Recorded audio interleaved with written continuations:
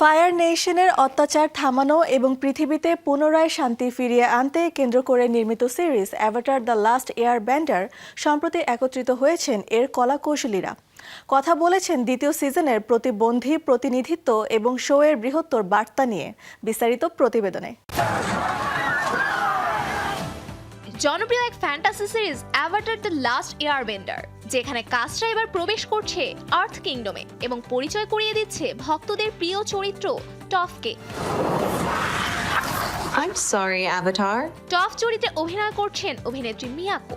ToF একজন আর্থ bender, অর্থাৎ মাটি নিয়ন্ত্রণ করতে পারে এমন এক ব্যক্তি।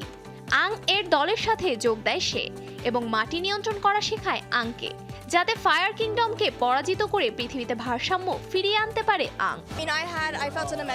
বিশাল এক দায়িত্ব পেয়েছি আমি। ভেবেছিলাম কিভাবে কাজটা করব, যাতে করে নিজের কমিউনিটি ছাড়াও যে চরিত্রটিতে আমি অভিনয় করেছি সেই চরিত্রের প্রতিনিধিত্ব করা প্রতিবন্ধী কমিউনিটির প্রতিও সম্মান দেখানো যায়। এই লাইভ অ্যাকশন সিরিজে দেখা যায় একজন তরুণ এয়ার নোম্যাড আং, তার সাথে আছে তার বন্ধু সোক্কা এবং কাটারা।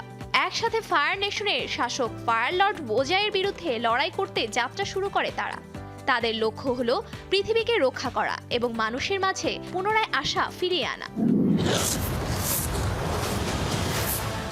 আঙ্কেল আইরো চরিত্রে অভিনয় করেছেন পল সান হিউংলি। তিনি জানান যে এই শোতে বিশ্ব রাজনীতির সাথে যেসব মিল দেখা যায় সেগুলো খুবই গুরুত্বের সাথে দেখেন তিনি। এমন একটি সিরিজে কাজ করা আমার জন্য সৌভাগ্যের এক বিষয়, যেখানে গুরুত্বপূর্ণ ও সময় উপযোগী বিষয়গুলো উঠে আসে। এই শো তরুণ দর্শকদের সঙ্গে কথা বলার শুরু করার সুযোগ তৈরি করে দেয়। এতে করে গল্পগুলো দেখে বাস্তব জীবনের ঘটনাগুলোর সাথে মিল খুঁজে পায় এবং নতুন করে কিছু করার স্বপ্ন দেখে তারা। We have already won. Avatar the last এয়ারবেন্ডারে আরও অভিনয় করেছেন Daniel Dae Kim, Dallas Liu, Kiawentiio এবং এলিজাবেথ ইউ সহ আরও অনেকেই।